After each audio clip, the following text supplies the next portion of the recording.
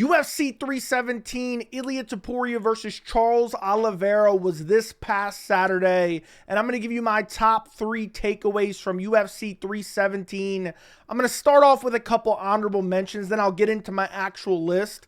But my first honorable mention is, thank God UFC President Dana White never got rid of Flyweight. There was a point in time where Dana was like, nobody cares about Mighty Mouse. Nobody cares about the small guys. Let's just get rid of the weight class.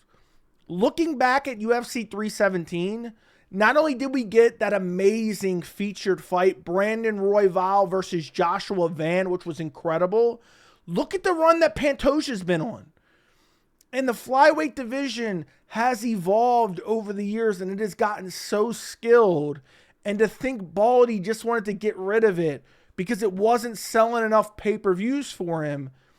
I mean, look how elite some of these guys are. Look at Royval and Van going back and forth. I'll tell you this right now. If you ask me, gun to my head, Joey, or this really doesn't make sense, gun to my head, but which division would you rather get rid of? You have to get rid of one division, UFC heavyweight or UFC flyweight. I'm throwing heavyweight away, and I'm not even giving it a second look. But because those guys, oh man, they're so big, man. They're so big and strong, man. We love heavyweights. Flyweight is so skilled, and I'm so glad that Dana White didn't get rid of it. I mean, Brandon Royval versus Joshua Van, one of the best fights of the year. So highly skilled, incredible ending, razor close fight, had title contentions on the line. And also, how refreshing is this? I'll throw this in here with this honorable mention as well. How refreshing is it that we're going to get a true number one contender in Joshua Van, who beat Royval to earn his number one contender spot, and now he's actually going to fight the champion. There's no WWE antics. There's no ducking and dodging. There's no, having to appease the UFC. There's no somebody trying to skip over. Pantoja wants to fight Van. Van wants to fight Pantoja. It seems the fans want it.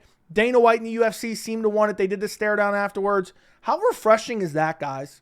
I swear the UFC could actually be good if they kind of stuck to this type of matchmaking.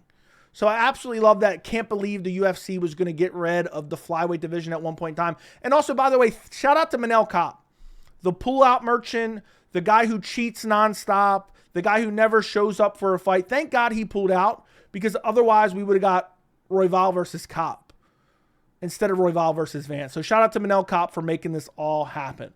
Next honorable mention and last honorable mention, Renato Moicano is criminally overrated, or at least was, okay? And I've been shouting this for a while, just because, he talks about Bitcoin and he has a little right-wing grifting gimmick. People were acting as if he's good. They were acting as if he was an elite lightweight contender, and that simply never was the case. And it really was proven on Saturday night at UFC 317. My entire point about Renato Moicano over the last 2 years was literally proven at UFC 317 because Beneil dominated him outside of one punch in the first round. And Beneil didn't even look that good. Beneil looked old and slow and lethargic. And Moicano looked like dog shit in comparison because he's not that good. People were hyping him up because he had a loud mouth and he was like, buy Bitcoin, and, having the whole right-wing grifter gimmick kind of that a lot of fighters do nowadays to get fan bases. And, I mean, people let their like of Moicano. There was bums out there saying, yeah, Moicano's more dangerous for Islam than Arman. What a joke that is. But there were bums out there literally allowing their like for a fighter to dictate their assessment of that fighter's skills. And I hate seeing that. It drives me nuts when people are like, man, this guy's good, man. Bryce Mitchell might beat Gene Silva because I liked edgy things he said about a certain religion, ethnic group. Yeah, man, Bryce might beat Gene Silva. No. You're casual. You're just biased, okay? And I'm just glad that Moicano finally got exposed. I picked Beneil Dariush back in January.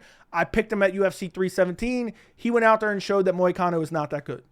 Beating Drew Dober, beating BSD is not all that impressive, okay? It's not. And Moicano finally showed that he's barely top 15 in the lightweight division. Anyway, let's get on to the actual list.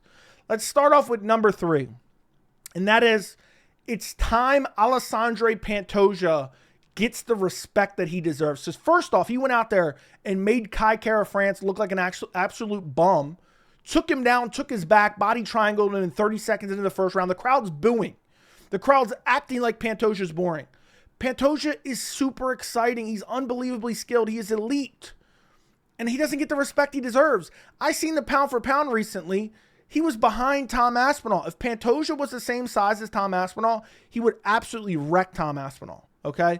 Not only does he not get the respect he deserves in terms of excitement value because he marches out there, throws wild winging haymakers, puts himself in danger, ragdolls guys to the ground, looks to submit them immediately, dominates them with his jiu-jitsu. You don't see that really anywhere else in the UFC other than Pantoja. Not only that, but he also gets disrespected in the pound for pound list. And then on top of that, I think it's time to call Pantoja the GOAT. I know people, now that Demetrius Mighty Mouse has a social media following, people like to dick ride him now.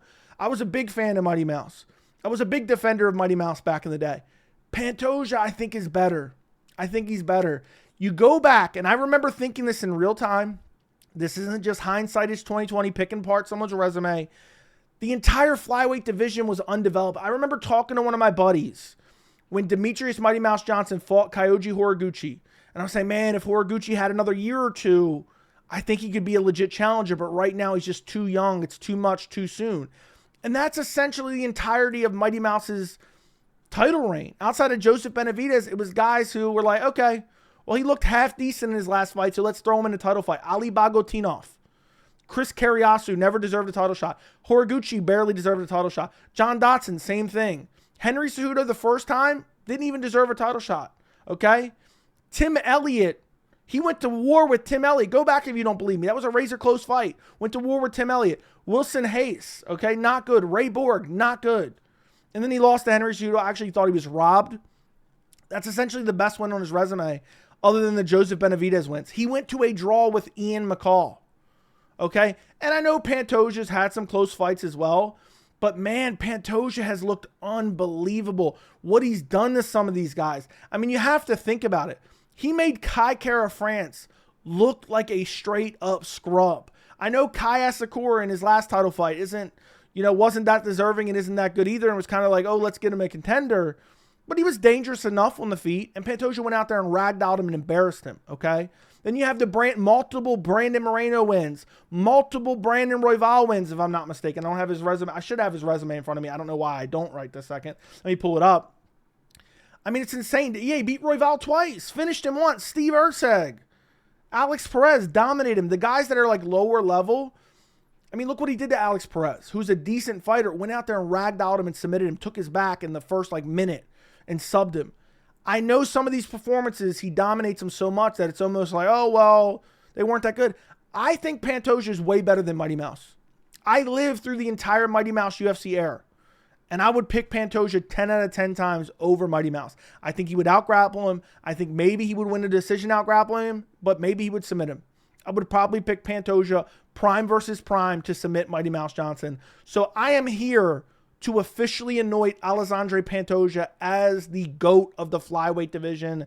I mean, 4 title defenses. Now he's going to fight Joshua Van. And all these guys, regardless of how he beat him, whether it's Brandon Moreno, Brandon Royval, Steve Erceg, Kaya Sakura, Kai Kara France, they are in their prime. Okay, these aren't underdeveloped contenders that were like, oh, well, we need somebody to fight him, so let's just throw them in against Mighty Mouse.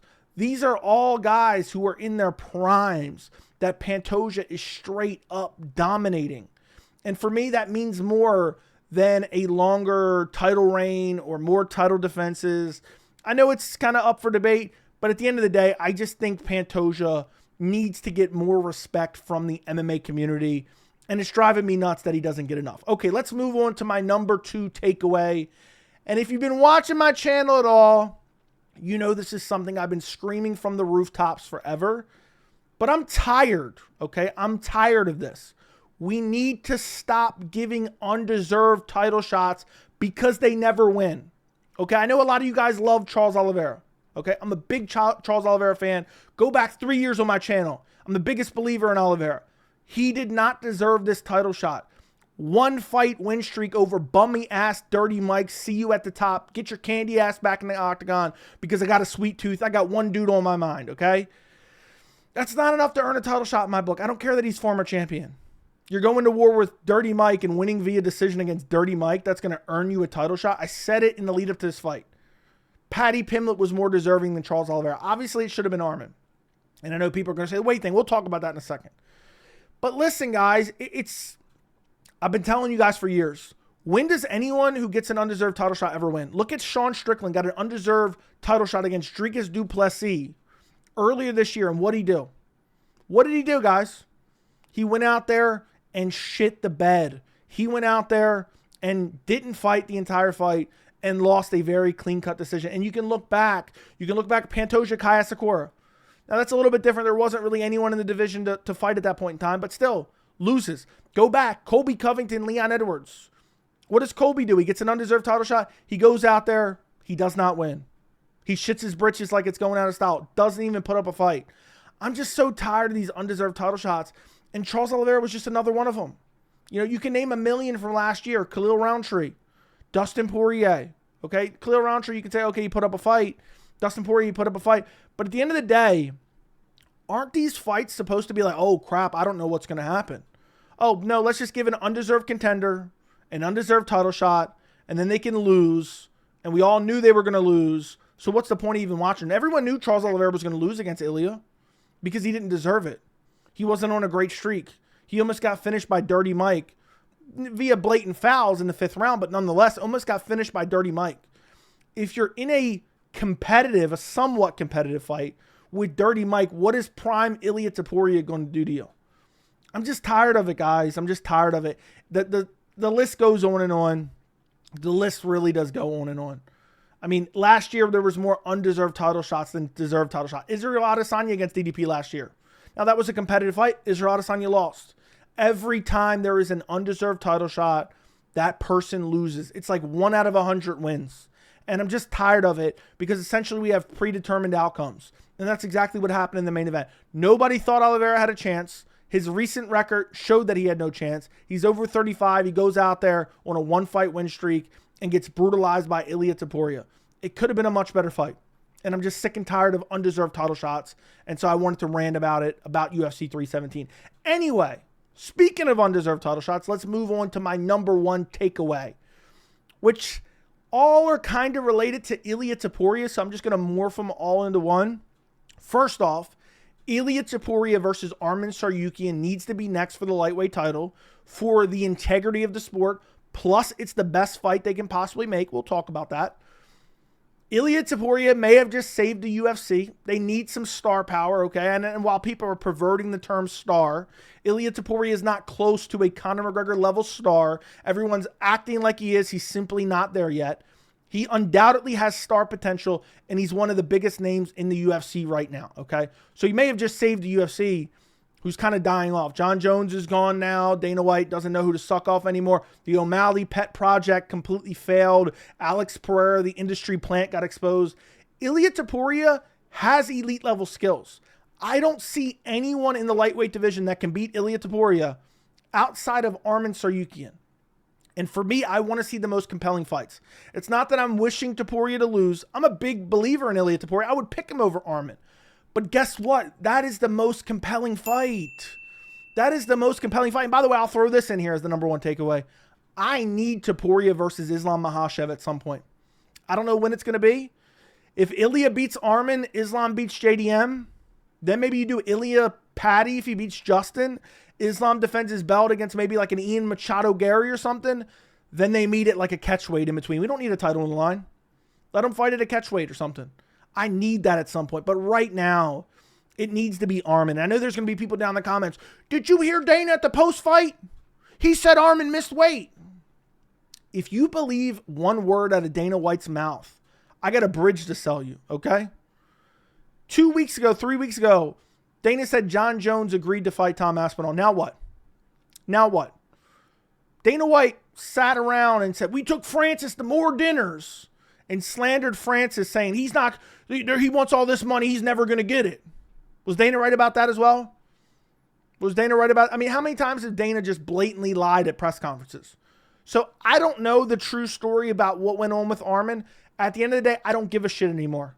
It's been 6 months. He weighed in as the backup for 317. He deserved the title shot. He's on a long win streak. It is the most compelling matchup. We don't need WWE-style matchmaking. Paddy should get another win. He'll probably beat Justin Gaethje anyway. So why not book Ilia Topuria versus Arman Tsarukyan? Shame on Joe Rogan. Because as soon as Ilia said, yeah, there's a guy who hurt his back or whatever, he's like, you're talking about Paddy, right? He got that from the truck. He got that from the truck. Oh, divert to Paddy. Bring Paddy in. That's a banger fight. Don't get me wrong. I actually think Paddy has a better chance than Charles Oliveira to beat Ilia. I know, hot take.